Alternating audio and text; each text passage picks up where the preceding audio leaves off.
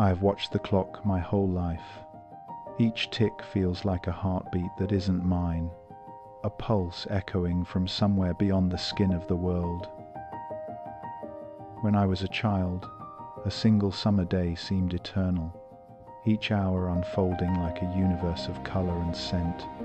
But now, the same sun crosses the sky in a blink. Years collapse into fragments.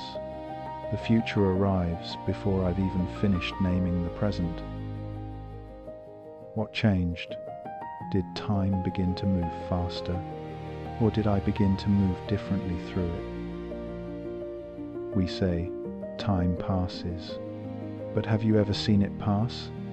You see shadows moving, leaves turning, people aging, but time itself remains invisible, untouchable. And yet, it rules everything. It shapes mountains, erases empires, and quietly folds every heartbeat into silence. If something so powerful cannot be seen, perhaps it was never out there to begin with. Maybe time is not the river that carries me. Maybe I am the river itself. When I close my eyes, I can feel it. The strange elasticity of the present moment, stretching and shrinking with my attention. Minutes drown in boredom, seconds bloom in awe. The clock never changes speed, only I do. Humans did not invent time. We only invented the way to measure it. We built sundials and calendars and atomic clocks because we feared losing control of something we never truly had. To measure time is to confess that we do not understand it. Every civilization has worshipped it in a different form. The Greeks called it Kronos, the god who devours his children, symbol of unstoppable decay. The Buddhists call it Anicca, impermanence, the ever-changing breath of the universe. And yet, beyond all names, time remains a mirror with no reflection. Think of a melody. If all the notes were played at once, there would be no song, only noise. Time is the spacing between notes, the architecture of meaning. Without time, there would be no before or after. But without consciousness, there would be no time at all. Perhaps time exists only because we do. Perhaps the universe was silent until we began to count. The illusion is not that time flows. The illusion is that we are separate from its flow. There is a strange paradox hidden inside every moment. The past no longer exists, the future has not yet arrived, and the present, the only thing that should be real, vanishes the instant we try to grasp it. So where does time live? Not in the clock, not in the stars, but in awareness itself. Every experience you've ever had is simply a change in the texture of now. Your memories are layers of present moments, folded inside the mind's library. Your expectations are projections, cast forward from that same point of stillness. It is here, in this breath, that eternity hides.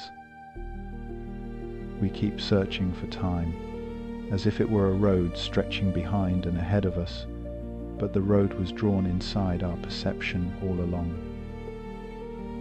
There was never a journey, only a shifting perspective of the same unmoving truth. The present is not a dot between past and future. It is the infinite canvas upon which both are painted. And I, the one who thought I was moving through time, was only watching my own shadow drift across the wall of awareness. When I finally stopped counting the seconds, something extraordinary happened. The ticking faded, the air grew silent, And in that silence, I realized I had never been inside time. Time had always been inside me. Perhaps time exists only because we do. Perhaps the universe was silent until we began to count. The illusion is not that time flows. The illusion is that we are separate from its flow.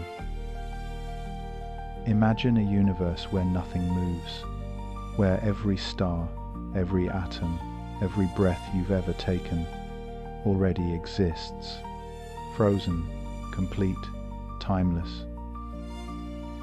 That is not science fiction. It is a theory in modern physics. They call it the block universe. In this model, time is not a river flowing forward. It is a vast crystal, each instant a shimmering facet on the surface of eternity. The past does not vanish. The future does not yet exist. They both are, simultaneously. Our sense of movement, our desperate feeling that we are advancing through moments, is nothing more than the mind lighting up, one facet at a time. You think of yourself as a traveler in time, but perhaps you are simply a light, moving across a sculpture that never changes. Einstein once wrote to a grieving friend, "The distinction between past, present, and future is only a stubbornly persistent illusion." Persistent, because it defines how we live. Illusion, because it is not how reality works. If every moment is equally real, then every version of you still exists. The child you were, the person you will be, the self you have forgotten. And all of them are happening right now, like chords in the same eternal symphony. But if all time exists at once, why do we only experience one slice at a time? Because consciousness is not infinite. It is a narrow beam of attention, moving across infinity. Think of it like a film reel. Each frame already exists. The projector doesn't create the movie. It simply gives light to one frame, then the next, and the next. We call that motion, but it is only sequence, an illusion of flow, built from stillness. Neuroscientists know this. Your brain receives billions of signals each second, but can only process a few hundred consciously. So it edits, it compresses, it creates continuity. The world you see is a rendering, a simulation built moment by moment from fragments of perception. Even the feeling of now is delayed by a fraction of a second. You are always living in the past. Time, then, is not outside you. It is the rhythm of your own awareness. And if consciousness creates time, then time itself is architecture. Imagine the mind as a cathedral, each thought a column, each memory a window filled with stained glass. Light passes through those colors, casting shifting patterns across the floor. That movement of light, that's what you call living. But the cathedral does not move, only the light does. When we speak of the flow of time, what we really describe is the motion of our own perception across the stillness of being. The illusion of time is not a flaw in reality, it is the price of participation. Without it, there would be no story, no love, no growth. The universe uses time, as a stage upon which awareness can unfold. To exist is to play your scene in the great architecture of the eternal. Perhaps that is what the mystics meant when they spoke of the dance of creation, not a movement through space, but a choreography of perception, the cosmos learning to look at itself through countless eyes. And when your attention pauses, in wonder, in silence, in awe, time seems to stop. Because in that stillness, you return to the truth. The architecture never moved, only the light within it did. There comes a moment when perception begins to tremble. You start to notice the seams in the tapestry of reality, how light bends differently when you stare too long, how sound seems to echo even after silence. It is as though the world blinks, a single frame flickers out of sequence, and you realize that everything you thought was continuous is actually stitched together, moment by moment, by something behind the curtain. The Buddhists call it Maya, the veil of illusion, not because the world isn't real, but because we mistake the reflection for the source.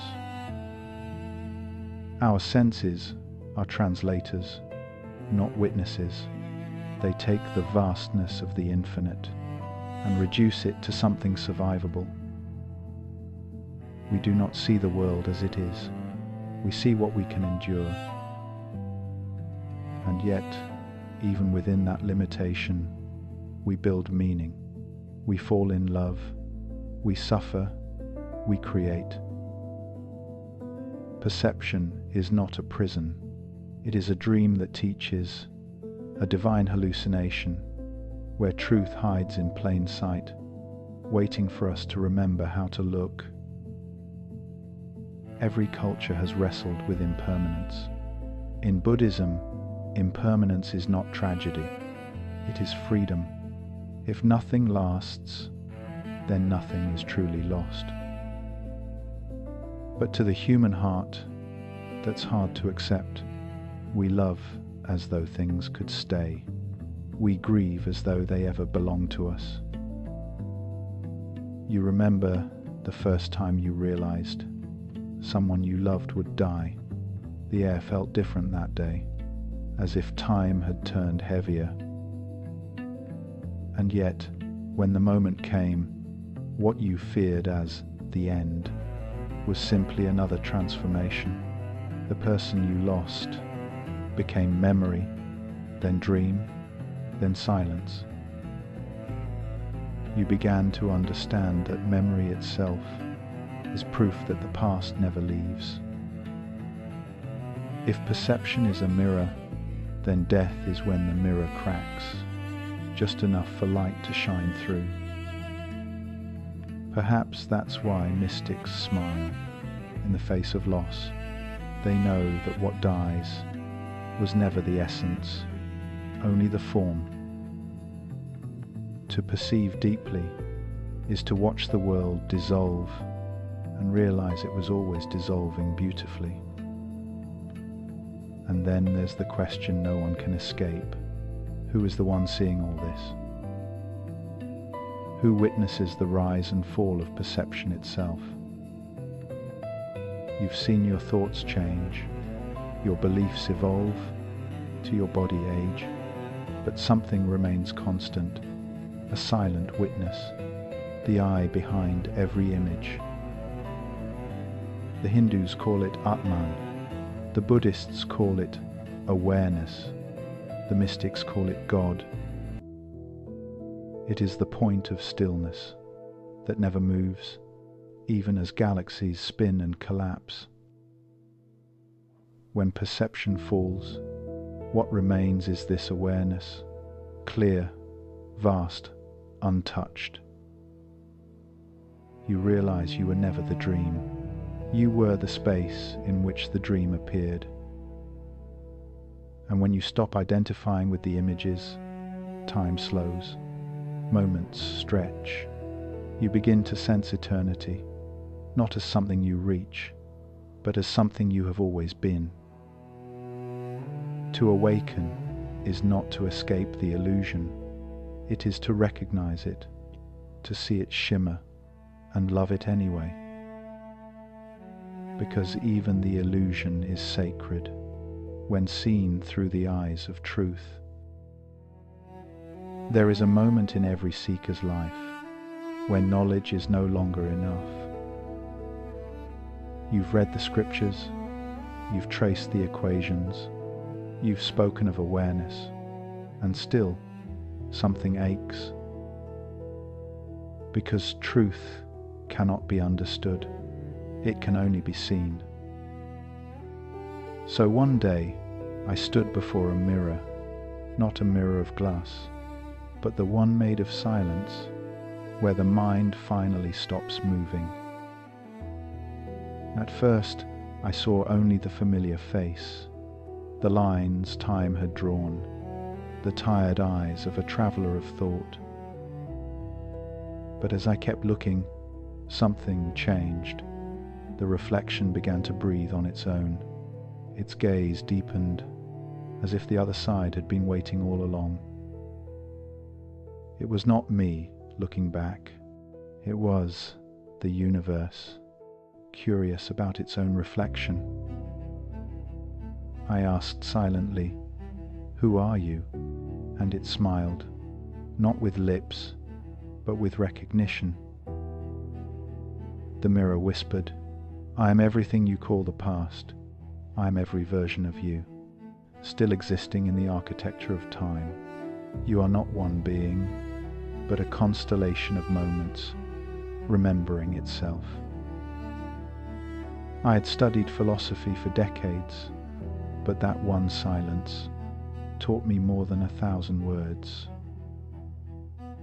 The reflection spoke again, its voice rippling like light on water. "You think you are observing the world," it said, "but you are only observing your observation."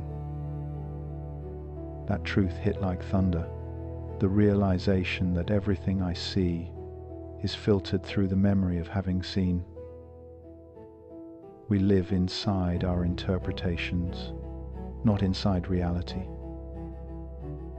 Even love, so pure, so immediate, is shaped by the ghosts of what we expect love to be. We never meet the world directly. We meet the echo of our own awareness. The mystics were right. The self and the universe are two sides of the same mirror. When I look at the stars, they are not distant. They are neurons firing in the cosmic brain, and I am both the thought and the thinker. To understand this is not to escape illusion, but to fall gracefully into it. The mirror does not lie. It reflects exactly what you bring to it. If you look with fear, you see darkness. If you look with wonder, you see infinity looking back. The world has never been against you. It has only been waiting for you to stop fighting your own reflection. Eventually, the mirror began to dissolve. Its surface rippled like water touched by wind. And in that dissolving, I felt a quiet grief, as though losing a friend I never realized was myself. Then came peace, the kind that arrives when there is nothing left to protect. Without the mirror, there was no longer a me to look, no world to be looked at, only perception perceiving itself, a dance of awareness in its purest form. It was not emptiness, it was clarity, like standing at the center of time and realizing the circle was never moving. For the first time, I understood why sages smile at the absurdity of it all. We spend lifetimes chasing reflections in a mirror that was never real. And yet, the mirror was never false either. It was the perfect illusion, the way the infinite teaches itself what form feels like. Perhaps that is why the universe reflects, because love, to know itself, must see its own face. And when perception ends, only that love remains, the quiet pulse of the eternal, looking at itself through eyes that were never separate.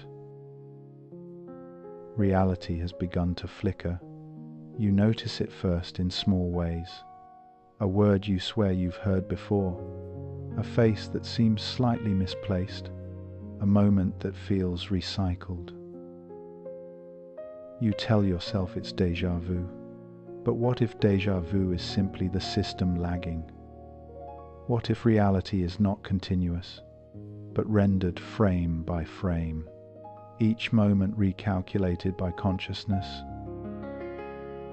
Science whispers something terrifyingly similar. At the quantum level, nothing exists until it is observed.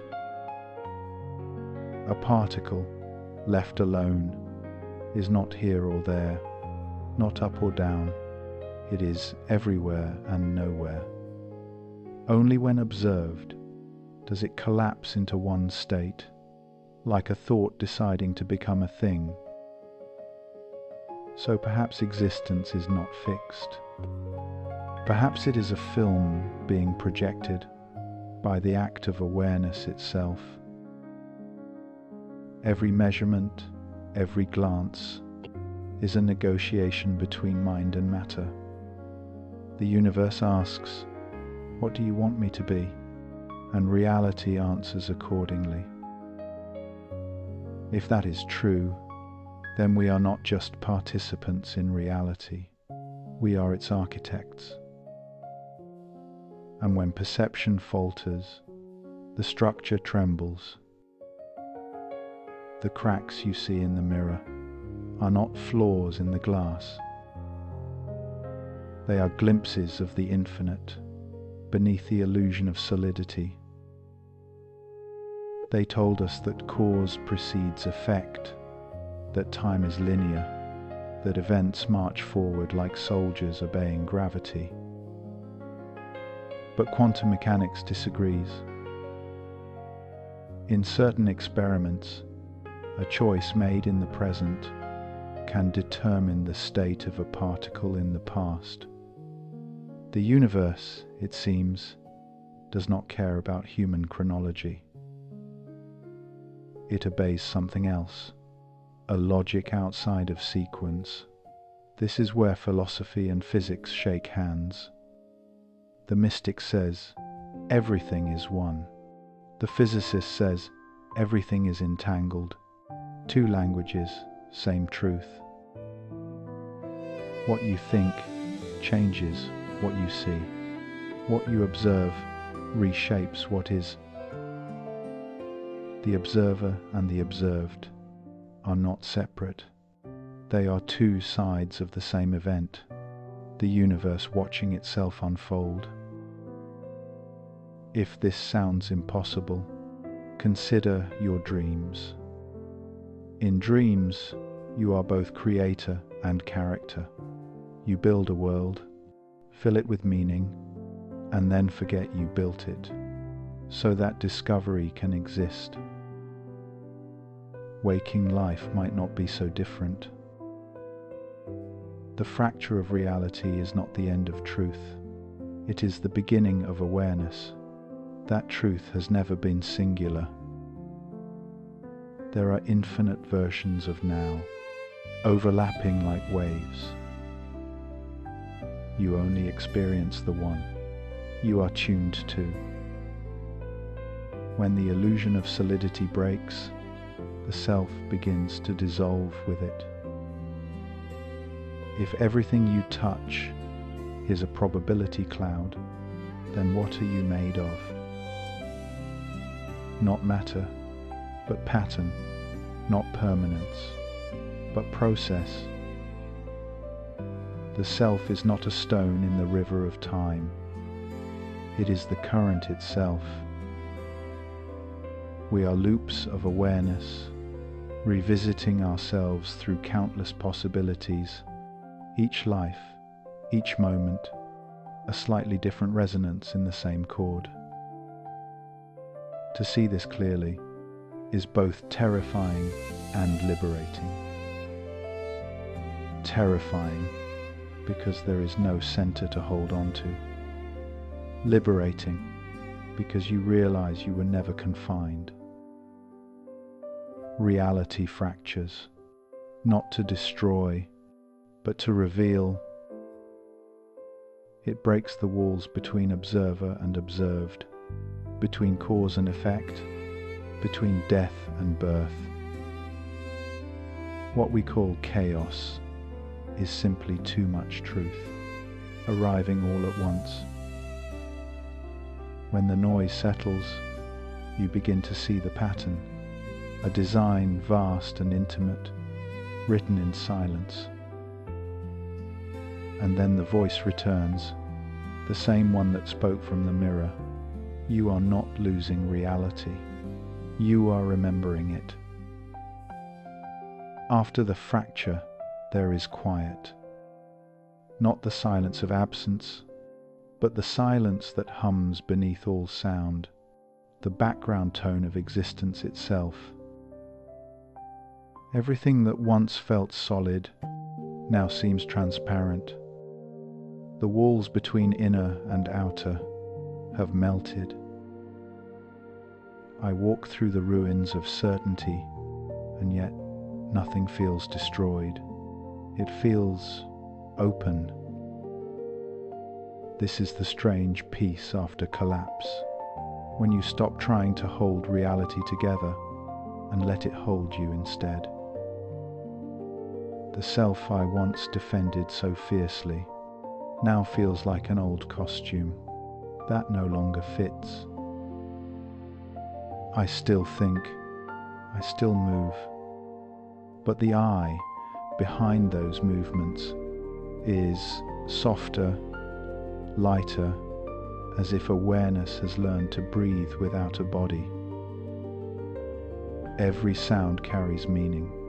The wind through leaves, the hum of electricity, the slow rhythm of my pulse. I used to call this world outside. Now I see it as an extension of thought, the universe dreaming itself in colors and vibration. The return begins here, not with discovery, but with recognition. I was never truly lost.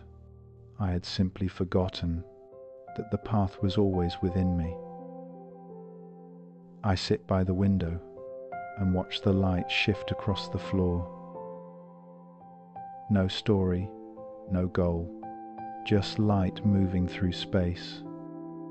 And in that movement, time dissolves. There is no longer a before or after, only the continuous miracle of awareness perceiving itself. We spend our lives chasing arrival, that imagined point where everything makes sense. But the truth is simpler. You were already there. The mind keeps seeking, but the heart already knows. When you stop dividing the world into past and future, the present blooms, an endless field of perception. It is not static, it vibrates, it sings. In this stillness, you begin to feel the pulse of all beings, trees breathing, oceans dreaming, galaxies unfolding in rhythm. There is no separation anymore, only participation. The return is not a retreat from life. It is the rediscovery that you were life all along. You were never inside time. You were the space in which time unfolded. When I finally stopped searching for truth, truth began to speak. Not in words, but in gestures of the world itself. a bird crossing the horizon, a child laughing, a shadow lengthening on stone. Meaning had always been there, woven into the fabric of perception. I had just been too busy naming it to see it. Every ending, I realize, is just a doorway disguised as loss. Every death is an invitation to love more honestly. Time, once feared as an enemy, now feels like a teacher, a compassionate one. It does not steal, it transforms. It does not end, it unfolds. The return is not a step backward. It is the moment you understand that forward and backward were never real directions. Everything that was fractured is now whole again, not because the cracks vanished, but because I can finally see the beauty in them. In the stillness after illusion, I find laughter again, not as a sound of triumph, but as gratitude, the laughter of something vast and quiet, remembering itself. There is a silence deeper than absence, not the quiet after sound, but the quiet before creation. I find myself standing at the edge of the dream, where light and shadow merge, where time folds inward like the wings of a resting bird. Everything I once called real feels like a fading reflection. The faces, the moments, the pain, they drift away like pages of a story. I have finally finished reading. But unlike before, there is no sadness in their leaving. Only gratitude. Each illusion was a teacher, each heartbeat a verse in the same eternal poem. I reach out, and even the gesture feels unnecessary. There is nowhere left to go. No future waiting, no past to return to. The universe exhales, and I realize it was my breath all along. I am the observer and the observed, the wave and the ocean, the question and the silence that answers it. In this stillness, the dreamer remembers they were never asleep. Time doesn't end here, it simply ceases to matter, because what moves through time was never who I truly was. When you release your grip on becoming, being reveals itself. The horizon no longer feels distant. It is everywhere, folding softly into the present moment. All dualities dissolve, light and dark, birth and death, beginning and end. They were never opposites, only rhythms in the same eternal breath. Every atom sings the same melody, a vibration of I am. And suddenly, I see it, the entire universe breathing as one organism, a cosmic heart expanding and contracting, without ever stopping. The galaxies swirl not because of gravity, but because existence loves to move. Love is not an emotion here, it is the geometry of being. The self that once sought purpose now dissolves into participation. There is no longer me and everything else. There is only the pulse of awareness, playing across infinite fields of possibility. When the boundaries of perception fade, you realize that eternity is not endless duration, it is complete presence. Nothing more needs to happen, nothing more can. The universe has always been awake. You were simply dreaming you were small. And so the dream ends, not with a closing, but with an opening. The light of morning falls across the mind, revealing the familiar world again. Trees, air, laughter, the ticking of a clock. But the clock no longer measures prison bars. It measures rhythm, the heartbeat of existence playing in time. I walk through the same streets, but every step feels weightless. Every stranger's face is radiant, a fragment of the same infinite being. There is no more searching, no more needing to know, only being. Awareness, once trapped in the machinery of thought, now moves freely, like wind between the stars. I used to fear death, but now I see it for what it is, the universe blinking between breaths, a pause, not an ending. Even time itself feels like breath now, in, out, exist, dissolve, exist again. And at the center of that rhythm is stillness, the eternal now, the unchanging heart of all change. It watches galaxies rise and fall, without moving an inch. It is the silence before the first word, and the echo after the last. I do not know what comes next, but I no longer need to. Because here, in this stillness beyond time, everything that was ever sought has already been found.